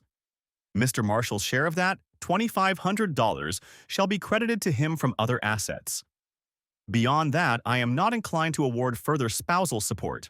Each party will be responsible for their own financial recovery moving forward. As for child support, the judge continued, since Mr. Marshall has primary custody, Mrs. Marshall will pay guideline child support to him. Given her current unemployment, we'll impute a modest income to her based on her past earnings. The monthly amount comes to, he looked to the clerk who had run the calculation, $400 per month to begin once she finds employment or 6 months from now, whichever comes first. Laura's attorney opened his mouth in protest. $400 a month might not sound high, but with no job, even that loomed over her. However, Judge McAllister gave him a stare that warned against contesting further. This was the judge's final word. Finally, he addressed the room. The court's orders are as stated. Mr. and Mrs. Marshall, I strongly advise you both to remember that while your marriage is ending, your roles as parents continue. Ms. Marshall, I hope you'll use this time to rebuild trust and stability in your life so that you can be a positive presence for Mia. And Mr. Marshall, ensure that Mia maintains a healthy relationship with her mother, as it is in the child's best interest to have love from both sides, despite what has transpired. He softened his tone at the end, looking at Anton with measured respect. I commend you for how you have conducted yourself under very difficult circumstances. With that, he banged his gavel lightly. This court is adjourned. It was done. A strange hush fell as chairs scraped and everyone stood. The judge exited. Anton stood still for a moment, eyes closed, absorbing the reality. He had won everything he'd fought for on paper. But why did it feel so heavy, not triumphant? He exhaled and turned to gather his papers. Nearby, Laura stood as well, shaky on her feet. Her attorney murmured something about next steps, and she nodded absently. She looked around, eyes wet, as if searching for someone or something to anchor her. Her gaze drifted to Anton. He finally met her eyes for the first time that day. In them, Laura saw a mix of steely resolve and deep hurt. She swallowed, clutching her purse to stop from trembling. She took a tentative step toward him, while their lawyers busied themselves packing files. "Anton," she said softly. He watched her approach but didn't respond, his face unreadable. Laura's voice trembled. I just want to say I'm sorry. Truly. For everything." A tear escaped down her cheek. In that moment, she looked broken, a far cry from the confident, charming woman she once was. "If I could take it back."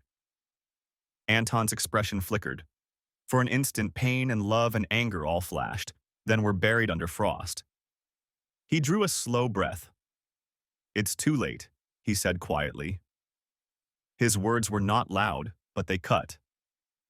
"Take care of yourself, Laura." Laura's lips parted, as if hoping for something more. Maybe forgiveness, maybe just some hint that he still cared underneath it all. But Anton offered nothing else. He turned and walked away, Marjorie falling into step with him. Laura was left standing in the aisle of the courtroom, watching his broad shoulders recede through the double doors. In that moment, she knew the man she had betrayed was truly gone from her life, as unreachable as a distant star. Outside the courtroom, Anton strode through the corridor, the clack of his polished shoes echoing on the marble floor. His mother caught up and gently squeezed his arm. He mustered a faint smile for her. Meanwhile, behind him, Laura emerged to be met not by friends or family, but by the impersonal support of her attorney. She wiped her tears and straightened up, forcing herself onward to sign the final paperwork, acknowledging the court's judgment. Justice, or something like it, had been served. Anton Marshall had protected what he held dear and seen his wife held accountable in the eyes of the law. But as he stepped out of the courthouse into the bright midday sun, he felt no joy. Only a solemn relief and a sorrowful finality. The price of betrayal had been paid in full. Chapter 7: Public Downfall. A month after the court hearing, Anton found himself hosting SolarTech's annual executive retreat at a lodge near Lake Tahoe. It was early summer, and the evening air was sweet with pine and cedar as the company's board members, key investors, and a few honored guests mingled on the patio overlooking the lake. The gathering was ostensibly to review the year's accomplishments and strengthen ties with sponsors. But for Anton, it served another purpose. A final act in the saga of his marriage, one that would ripple through the professional world that both he and Laura had inhabited. Inside the rustic lodge's main hall, after the dinner plates were cleared and glasses of wine refilled, Anton took the small stage to give the closing remarks. He wore a tailored suit, his demeanor composed and confident. In the crowd of about 30 people, he recognized many familiar faces. The CEO of SolarTech and his fellow project managers, a couple of state energy officials, and some benefactors from local environmental and veterans organizations that SolarTech supported. Many of these people had met Laura at past social events. Some had even been charmed by her at fundraisers or neighborhood gatherings. They knew the image of the Marshalls as that perfect team. They did not yet fully know the truth, though whispers had started. Anton tapped the microphone gently. "Good evening, everyone. Thank you for being here and for your continued support of SolarTech's mission. We've had a banner year. The new solar farm project came in on time and under budget, thanks to my incredible team." He nodded toward a table of engineers who raised their glasses appreciatively.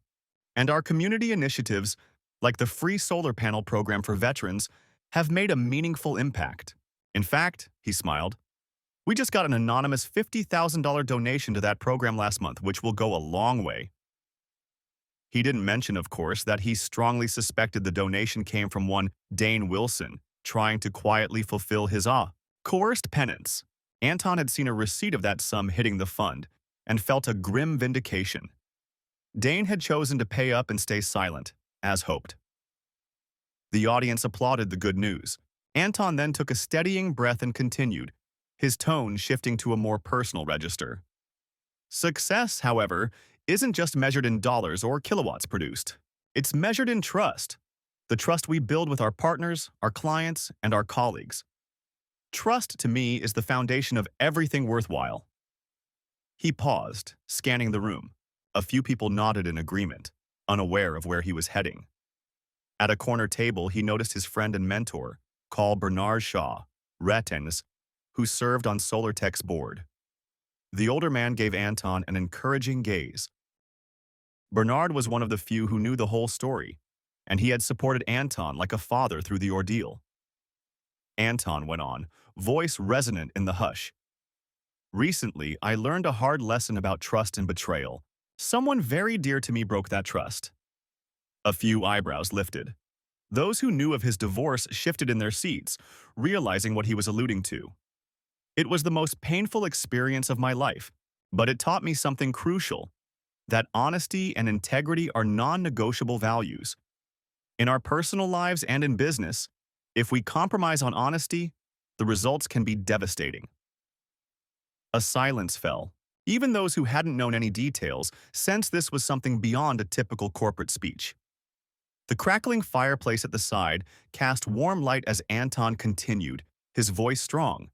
When trust is broken, it hurts not just emotionally, but it undermines the very fabric of community.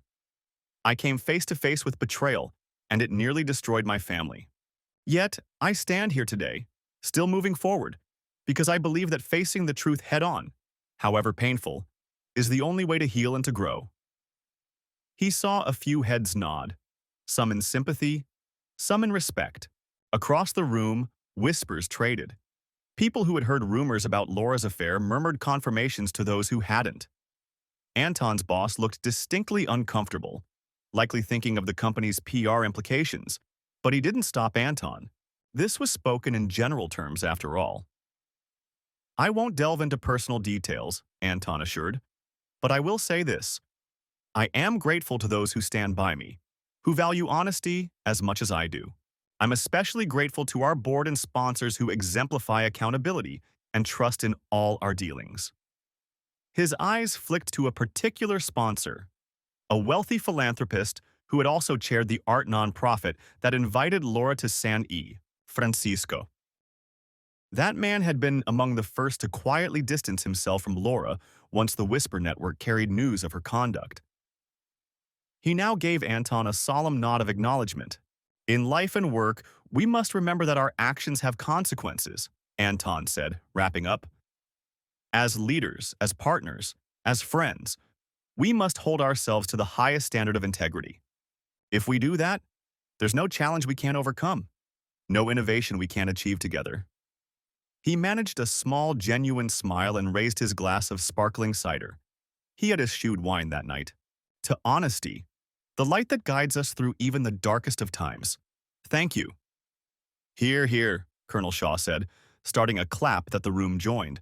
The applause was respectful, though a bit subdued as people processed the emotional weight behind his words. Anton stepped off the stage. Several attendees patted him on the back or shook his hand. Powerful words, Anton, one of the investors said quietly. I admire your strength. The CEO cleared his throat and made a quick, less memorable closing about looking forward to next year. But the real speech of the night had clearly been Anton's. Its ripples traveled swiftly. By Monday, versions of Anton's remarks, albeit without his name attached, had circulated in professional circles around Sacramento. One attendee confided in his spouse, who happened to work in the same PR network as Laura. Another sponsor, scandalized that a prominent PR manager had been implicitly called out for betrayal, discreetly spread the word among colleagues. Don't work with Laura Marshall. Her name's tainted.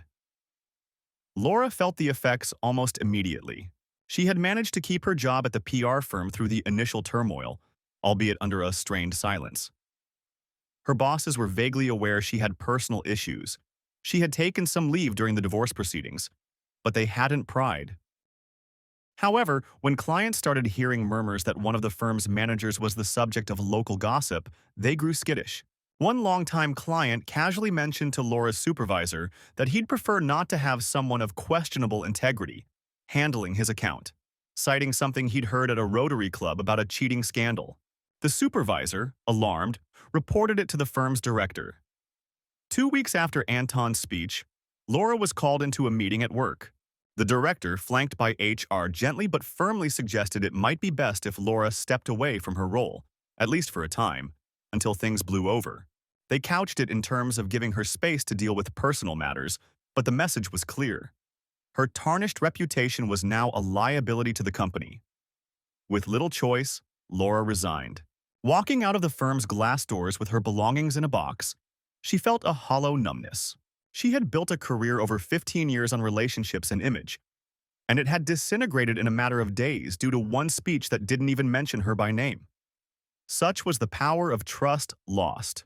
At home, the one refuge Laura had left was her blog, her beloved project where she once inspired a modest following with recipes, parenting stories, and travel photos.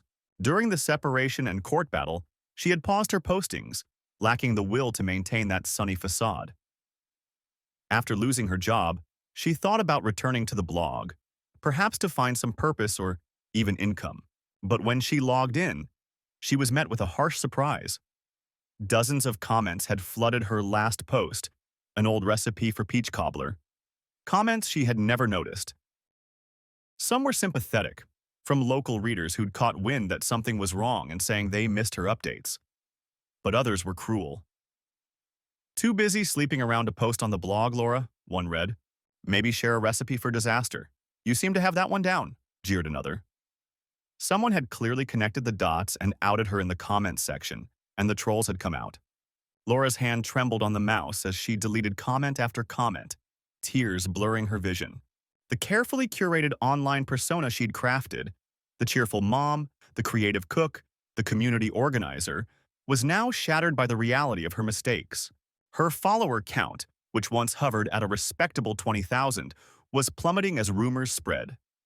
Brands that had once offered sponsorship deals for her to showcase their products quietly withdrew their offers. Her inbox, once full of collaboration opportunities and fan mail, was now either empty or filled with awkward apologies from partners who'd decided to go in a different direction. After one final vicious comment from a stranger telling her that her daughter must be ashamed of her, that one stung the worst. Laura decided she couldn't take it anymore. With a heavy heart, she announced on the blog that she was taking an indefinite hiatus. She drafted a brief, vague note to her readers. "Thank you for all your support over the years. It's time for me to step back and focus on my family and personal growth. I hope to return someday. Laura." Then, with a few clicks, she set the blog to private. The vibrant scrapbook of her life went dark. As summer stretched on, Laura watched as one by one, the pillars of her identity fell away. Her marriage, gone. Her lover, gone. Her child, now living primarily with Anton. Her career, in tatters. Her social standing, wrecked, as invites to events stopped coming and friends grew distant. Unsure what to say or believing the rumors and steering clear. The charitable club she once led quietly elected a new president. She didn't even attend the meeting, too ashamed. In Sacramento's tight-knit professional community, she became something of a cautionary tale whispered about over networking lunches. Remember Laura Marshall? Had it all and blew it. The Nick Anton, meanwhile, heard bits and pieces of what was happening through the grapevine and from his own deliberate monitoring. He knew she lost her job and had shut down her blog.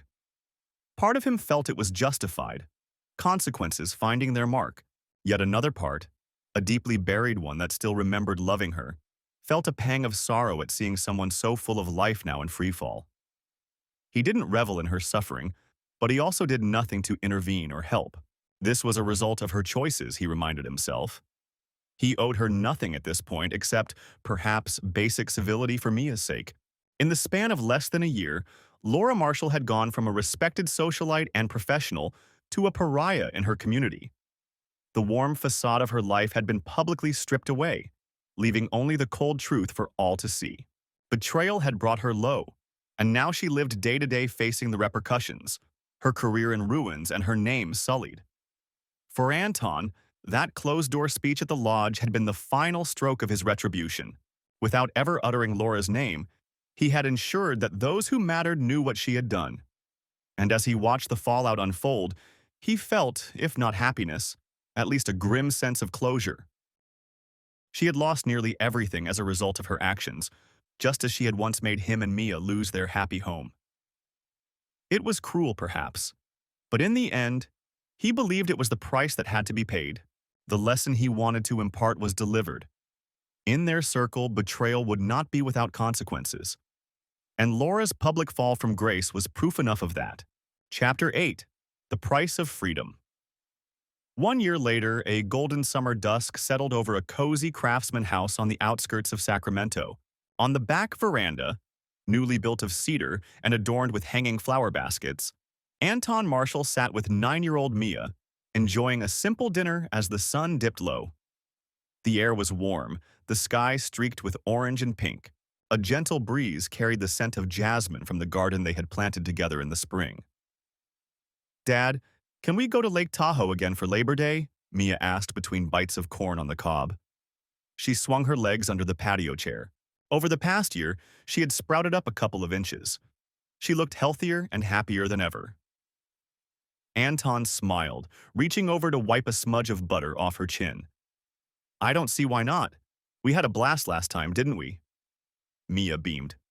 "Yes, I want to go kayaking again, and maybe we can hike that trail with the cool rocks." "You got it, Mia Bean," he chuckled. Their trip to Lake Tahoe a month ago had been a triumph. Mia had giggled in delight when they capsized the kayak, intentionally at her urging, and later roasted marshmallows by the campfire while Anton told her silly ghost stories. It was one of many new memories they'd made as a duo. In the year since the divorce, father and daughter had settled into a life that, if not the one Anton originally imagined, was still rich with love and stability. Each day brought what Anton liked to call small victories. Some were Mia's, a glowing report card, scoring a goal in soccer, mastering a new song on the piano.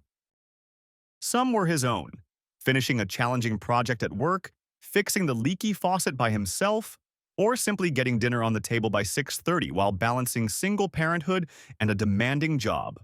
They celebrated these victories together, with high fives, with an extra scoop of ice cream, or sometimes just with quiet words of pride in each other. After dinner, Mia insisted on showing Anton the drawing she'd made in art class, a bright crayon depiction of a house that looked much like theirs, with two figures, a man and a girl, holding hands under a smiling sun.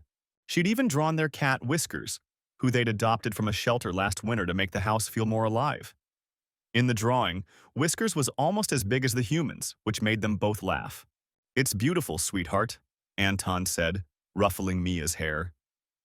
He meant it in more ways than one. The drawing radiated contentment, a reflection of how far they had come from the dark night when everything fell apart. They cleaned up the dishes together, a well-practiced team. Mia chattered about a science project due next week. Anton listened attentively, grateful for these ordinary moments. He had learned to treasure them: bedtime stories, Sunday pancake rituals, bike rides in the park. Those little slices of normalcy were hard-won, and all the more precious. As twilight deepened, Anton tucked Mia into bed. She hugged him tight around the neck, as she did every night. "Love you, Daddy," she murmured, eyes already drooping with sleep. "Love you more, kiddo," he whispered, kissing her forehead. He turned on her nightlight, a soft glow of stars that danced on the ceiling, and quietly left her room, leaving the door open a crack as she liked. Back on the veranda, under a sky now pricked with the first stars, Anton settled into a wicker chair with a glass of iced tea. Whiskers hopped onto his lap, purring. He gazed out at the backyard, the fairy lights he'd strung along the fence, the treehouse he and Mia had built together last fall. The silhouette of that little house on stilts against the twilight made him smile. It had been Mia's idea to build it for camping out or for when I just need thinking time. In truth, it served as a symbol that life moves forward, that new happy memories can be built atop the ruins of old ones. He took a deep breath, feeling an overwhelming sense of peace. There was honesty here, in this home. No secrets, no lies, just him and his daughter, and an abundance of love. The wounds of betrayal had slowly healed over, scarred, but no longer raw. He had not dated anyone since the divorce. He wasn't ready, and he was content focusing on Mia and himself. Perhaps one day he would open his heart again, but there was no rush. Reaching to a small side table, Anton picked up a pen and a note card. Every so often, he made a point to write to Laura. Brief updates about Mia, mostly. Early on, he'd promised himself to not let his bitterness stand in the way of Mia having some connection with her mother. After the dust settled, he'd started sending a letter or email once a month, describing their daughter's milestones, sharing a funny anecdote or a recent photo. He kept the tone polite and factual. Usually, he ended each with a gentle encouragement. Mia misses you. It was both truth and an invitation. If Laura wanted to be more present, he wasn't barring the door. The rest was up to her. On the note card, he wrote in neat cursive, "Dear Laura, hope you're doing all right." Mia started 4th grade this week. You should have seen how proud she was walking into school with her new backpack. She's been selected for the school's science club. Yesterday, she built a model rocket that actually launched across the yard. Whiskers was not amused. Enclosed is a photo of her from last Saturday, right after she scored her first soccer goal of the season. That smile says it all. Mia misses you and talks about you often. She loved the birthday card you sent. Maybe we can arrange an extra video call soon so she can tell you about her science project herself. Sincerely, Anton. He paused, pen hovering, then added a final line. Mia misses you, underscored for emphasis, slipping a recent printed photo of Mia, grass-stained and grinning in her soccer uniform, into the envelope with the note. Anton sealed it. He looked at the recipient address he had memorized by now. An apartment in downtown San Francisco. Laura had moved to the city not long after everything fell apart. Sacramento held too many ghosts, and a surprisingly sparse number of friends remained to support her. With part of her portion from the house sale, she secured a tiny one-bedroom apartment on the fringes of San Francisco's Soma district. It was a far cry from the spacious suburban home she once dwelled in. The walls were thin, the street noise constant. She had no room for most of her old possessions. She'd sold many of her art pieces, and the rest were in storage or left behind. The apartment's decor was minimal, almost barren. A thrift store couch, a secondhand dining table, a bed, and an old desk where her laptop sat. Late that same night, in that San Francisco apartment, Laura lay awake on a lumpy mattress, staring at the ceiling fan that creaked softly with each rotation. Sleep had been elusive for her ever since the divorce. Some nights, she managed a few hours. Other nights, she watched the sky lighten through her window without having closed her eyes at all. This was one of those nights. She rose with a sigh and shuffled to the kitchen, a term she used loosely for the corner of her studio that housed a mini-fridge and hot plate. Pouring herself a glass of water, she caught a glimpse of herself in the dark window reflection. Even in the dim light, she could see the hollowness in her cheeks, the way her once lustrous hair hung limp. At 38, she looked older than her years, weighed down by remorse and loneliness. Her gaze drifted to a corkboard she had mounted on the wall above her small dining table. It was covered in photographs of Mia, ones Anton had sent or that she had printed from emails. Here was Mia blowing out candles on her 10th birthday cake. She'd had a small party at Anton's, and Laura had mailed a gift that Mia was holding up for the camera. Another showed Mia on Christmas morning, wearing new pajamas and holding a stuffed panda, smiling brightly. There were shots of Mia in sports jerseys, Halloween costumes, and one of her asleep in the car, cheek against the window. That one always made Laura both smile and ache. Most of these moments Laura had not been there for. She lived them vicariously through the tokens Anton provided. He didn't have to include her, but he did. And she knew it was for Mia's sake. Each letter he sent was both balm and torture. She craved news of Mia, yet every happy photo was a reminder of what she was missing, of the memories she wasn't a part of. On the corner of the corkboard was a single picture of the three of them from years ago. A selfie snapped at the beach on a windy day. Mia in the middle, giggling as her parents kissed her cheeks. It was faded now, creased at the edges from much handling. Laura kept it there as a testament to what once was, though at times it felt like a cruel taunt of a life she single-handedly destroyed. At the edge of the table sat an unopened envelope, yesterday's mail. She picked it up, recognizing Anton's neat handwriting. Her chest tightened as she carefully opened it and read the latest dispatch about Mia's life. By the end, tears blurred her vision. The photo of Mia with her soccer ball clutched triumphantly to her chest made Laura let out a soft, involuntary sob. Mia looked so grown up and radiant. Laura pressed the photo to her heart and closed her eyes. She could almost hear Mia's laugh in her memory, almost smell the sweet scent of her hair. "I miss you too, baby," she whispered into the stillness. She sank onto the rickety chair by the table, letter in hand.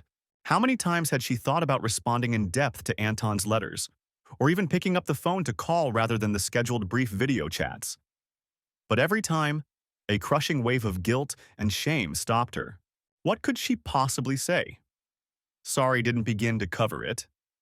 And though Anton's updates were civil, even kind in their own way, he rarely wrote anything about himself, never a hint of warmth towards her. Just toward Mia. She accepted that as her penance. For a while, she had tried therapy, hoping to find a way to cope and perhaps become the kind of mother Mia could eventually respect again. It helped marginally. At least she'd learned to survive the days without bursting into tears at the grocery store or on the bus. But it didn't take away the hollow ache of losing her family. Her jobs in San Francisco had been piecemeal. Pride had made her avoid pursuing high-profile PR roles. Instead, she did freelance copywriting for small businesses under a pseudonym and worked part-time shifts at a friend of a friend's art gallery, mostly doing inventory away from the public eye. The pay was meager, but her needs were few now. She lived frugally, the fear of running out of money always looming. How far she had fallen. Clutching the letter, Laura stood and walked to the one window of her apartment. Beyond the glass, the city lights of San Francisco twinkled, indifferent to her solitary vigil. In one of those windows out there, perhaps Dane lived his life, possibly having moved on to new conquests. She wouldn't know. They hadn't spoken since that final phone call. She heard through a mutual acquaintance that he had indeed quietly donated a sum to charity and continued his work as if nothing happened. He hadn't faced any public scandal after all. In that sense, Anton's vengeance had struck primarily her. A year ago, Laura had thought the affair was her ticket to freedom. Freedom from the mundane, from feeling underappreciated, from the routines of marriage. She chased a fantasy of excitement and newness, and the price of that so-called freedom was now painfully clear. It had cost her the very people who gave her life meaning. It had cost her the warm home filled with laughter and the future she had taken for granted. In gaining a brief illusion of freedom, she had shackled herself to a lifetime of regret.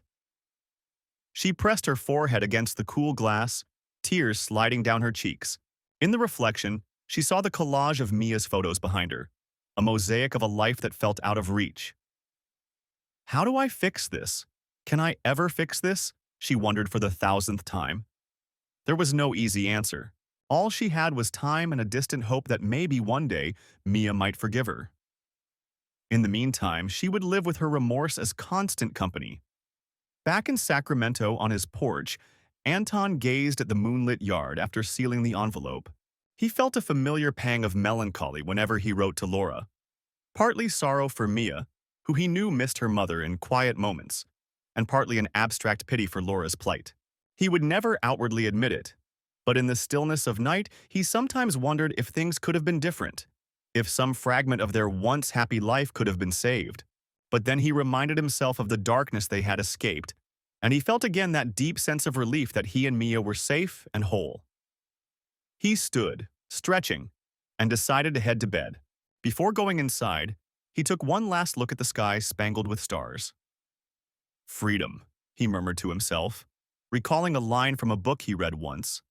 Freedom is never free. How true that was. He had paid dearly for his freedom, from deception, from heartbreak, but nights like this he knew the cost had been worth it.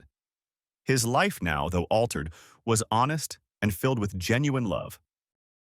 In a tiny apartment far away, Laura Marshall lay down again, the letter from Anton resting on the pillow beside her, and finally drifted into a fitful sleep. Her freedom, the life she now lived, was the very thing she once thought she wanted, and it was emptier than she could have imagined. That was the final price of her betrayal, a lonely freedom with nothing left to lose except her memories. In the quiet stillness of their separate worlds, the two former spouses each carried their burdens. For Anton and Mia, it was the weight of loss tempered by the promise of a new day's light and the warmth of a home built on truth.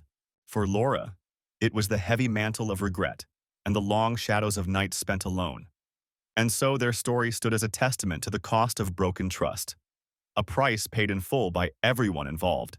The warm facade had shattered, the first crack had widened into a chasm, and when the dust settled, each of them had discovered the true value of honesty, the importance of loyalty, and the steep price of freedom and betrayal.